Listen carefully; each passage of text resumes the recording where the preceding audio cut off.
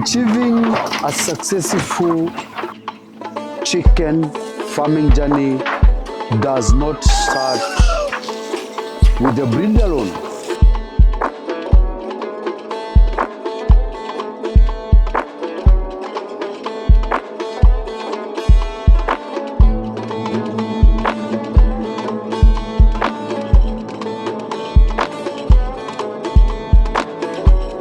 Having or making money in your chicken farming is not because of your market, is not because of the many chicken. There are so many other important factors that are associated with that. And the biggest factor is how you set up your chicken coop. That's the biggest factor.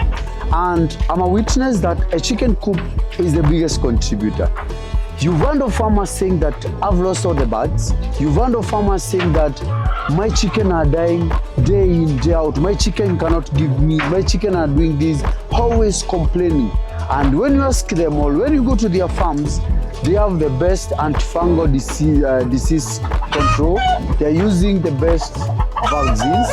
They are using the best premium feed. But still, they cannot achieve even 70 or 60% of their flock. And today, I want to take you, or I want to share with you the very important factor why you should have such a chicken coop, why you should put up this kind of a chicken coop, why this is important for you. First thing first, the setup that you're seeing here that you admire, I know you like it, is subject to the space. This is a demonstration of how space should not be a limiting factor to your chicken farming. You can farm chicken on the ground, you can farm at the top, or also you can increase even another story on top of this. This is purely for demonstration. But as you consider this, or you want to do a single unit, there are some things you need to look at. One of the things that you need to be your key point is the ventilation of your house. This unit, one of my units, the air circulation is from the top to the bottom. From the top to the bottom, that is air circulation. Majority of the diseases that kills our chicken, among them the cock disease, is because of contamination. The droppings, the wet ground, the disease spreads and it kills your chicken. With this kind of ventilation, that means in case of an disease breakout, your chicken are free or are safe from the disease. And this unit alone, from the ground to this place, it's measuring 1 meter. This is 1 meter from this ground, and for this from this section to the other is 2 meters. So it's 1 by 2 meters chicken coop with a ventilation on the length side of the chicken. For your information, this is very important to note, and this is the engineering part of setting up the unit. Be it a chicken coop, be it a goat coop, be it a goat house, be it your house. When setting up a coop, you need to look at the direction of the sun or where the sun is coming from. The longer side of the chicken coop should not face the sun, should not face east. The wing or the wing of the coop, or the wing of the coop, or the shorter part of the coop, that where it's supposed to face the sun. So the longer part of the coop should be facing north and south, not east and west. So the sun should run on top of the coop. That a key engineering skill you need to look at in everything that you construct. So the ventilation one is very key, and my coop measures 1 meter by 2 meters, and my coops are very unique because one, all my chicken usually feeds from inside the coop. So many of us, we've constructed our chicken coop with the feeders inside. Yes, sometimes you can use the feeders. Like for example, in this unit that I'm using here, that I'm doing I have some chicken, let me touch. This is my 3 months kienyeji chicken that I'm raising here. You can see it's pure local breed, and because of they cannot be able to, they are all getting into my feeders. I've decided to use a feed. I have a feeder in here, which is this. This is where they are feeding from. This is where these chicken are feeding from. So if they cannot be able to feed from this section as of now, I use the feeders. But generally, the house is designed for the chicken to feed from this unit. That's why you see there is a section here, a protruding feeding trough, where all chickens are feeding from. So from the lower side, there is a feeding trap, and for the upper side, there is a feeding trap. Back, I want to take you back to the ventilation. When constructing the ventilation, you also need to consider the animals that comes eating your chicken, the predators. You also need to consider the predators. For there are so many predators.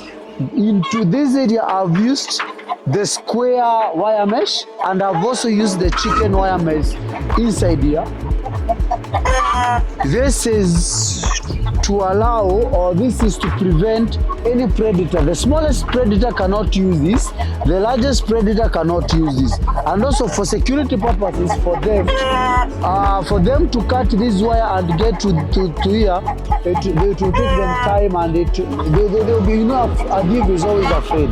So it will take them time, and the thieves don't want to take a lot of time. So I have this wire, big wire, and a small wire. If you use a small wire alone, it will be very easy for a thief to come and cut it even with scissors and be able to take your chicken. We still on the disease part. We are still on the disease part, and there is something I wanted you to note, or to notice about how I'm preventing the droppings. My chicken doesn't come in contact with the droppings. So when they drop their droppings, all the droppings usually drops on the floor. They are not in contact with them. So when they are here, they are very safe, and they are not in contact with the drop. So in case of there is a disease breakout, one chicken is affected by the disease or is attacked by a disease, the droppings will not, the disease won't spread at high speed, because all the droppings usually drops from this point. I've used the same techniques of the small net and the big square net to be able to have a safe and a clean droppings for a clean area for the chicken. And for this chicken, for this unit alone, for the big chicken, I'm considering it to hold 25 chicken. This unit alone, it's holding 25 chicken. And like I told you, for the sake of space, we want to have as many chickens in a smaller space as possible. I have this unit, I have this other unit. On the other side, I can show you on the other side, on this other side of the chicken coop, you'll be surprised by how I'm running my things here. I still have this unit where I've kept my my roosters. So I have a double house, each unit holding 25 chicken. So this is 25, that's 50. So in the bottom area here, pure the mature chicken or the mature hens chicken comfortably can go up to 25. If you want them not to be very comfortable, they can go up to 50. So for now it's 25. When they're squeezed, they go up to 50. But for the small ones, like the ones that I've showed you on the other side, you can hold 50 comfortably. So this coop that I've constructed here carries 200 mature chickens. But for the small chickens that are still growing, it carries up to 400 or to 500. But when they are big, I usually like maintaining it to 200. So this is the simple unit that you need to construct, or you need to consider you can do a small unit like this one, or you can also consider constructing a double one. Like I told you, the measurement is 1 meter by 2 meters. So from that area to this one is 4 meters. From that to that is 4 meters. So the width of 2 meters, the length of 1 meter, and the height of 1 meter. So it's 1 meter by 1 meter by 2 meters for you to achieve such a successful chicken coop. The rest is the roofing, and to make sure also from the upper side it's well protected. The netting or the chicken net that is on the side is also what is protecting at the top. Hope you've learned something, and if this is your first time you are watching me, don't forget to subscribe to this YouTube channel so that we can continue learning together. Bye.